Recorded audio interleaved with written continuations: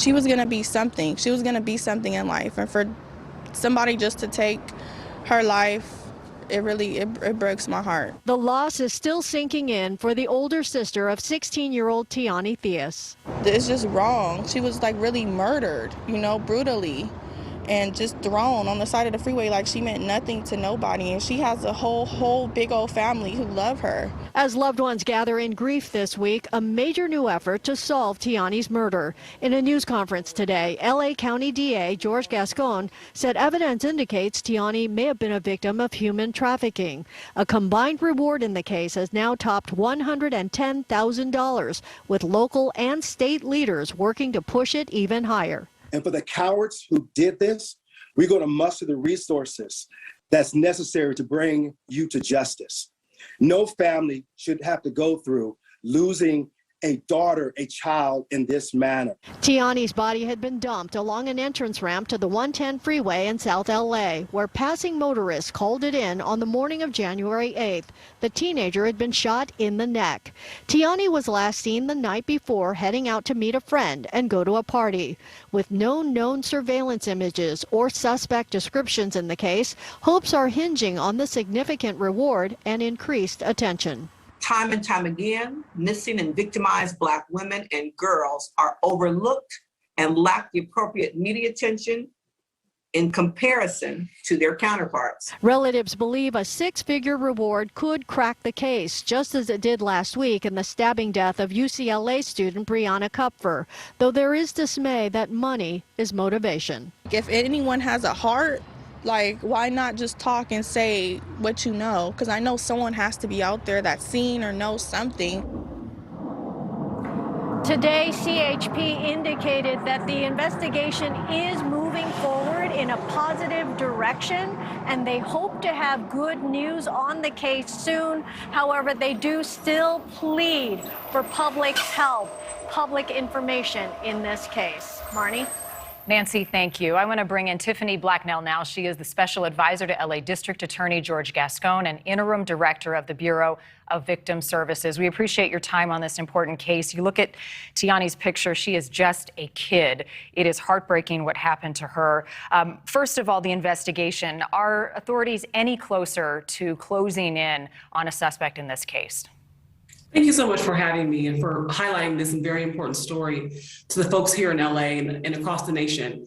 I can't comment on the specifics of the investigation. Obviously, you want to maintain the integrity and ensure that all the evidence is preserved. So I can't comment on how close we are to capturing a suspect, but just know that when a suspect is caught, our office will do a zealous prosecution. Let's talk about how the public can help then, because there has been a plea for information from the public. They have very little to go on. So are you hoping that someone drove by and saw something, or somebody knows something and is going to share what they know? Absolutely. We know someone out there knows something. Someone saw her that night or early in that morning. Someone may have saw a car slow down. Someone may have saw anything. They may know her friends may know something. Her social media acquaintances may know something. So if you saw something, say something. It's important that our community rallies around this poor child and her family that's missing her tonight and give the information that we know is out there. Tiffany, this is a high traffic area, as you mentioned. Is there any surveillance or traffic cameras that provided any evidence or clues? I'm sorry, unfortunately, we can't divulge what evidence we have or that we've secured at this point in this crucial part of the investigation.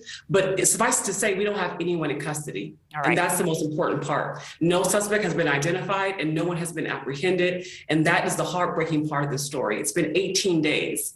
And we know that after a while, the case gets cold and leads dry up. So we had this press conference today to ensure that that does not happen, to reignite the people in the community of South Los Angeles, to be brave, to speak out, and to give us what they know.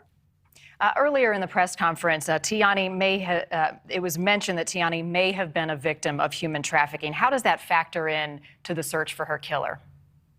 You know, children that are trafficked, that are sex trafficked in this country live extraordinarily dangerous lives. Their lives can be damaged and it could end from one moment to the next. They're not protected. In fact, they're preyed upon by the most vicious of predators. So of course, this could be a connection. Absolutely. Are all involved who you've questioned cooperated with the investigation?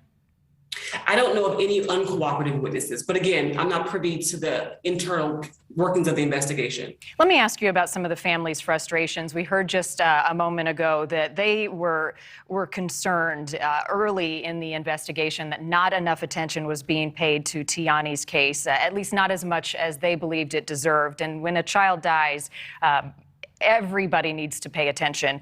Is it fair that 18 days ago we weren't hearing about this case as much as we're hearing about it now?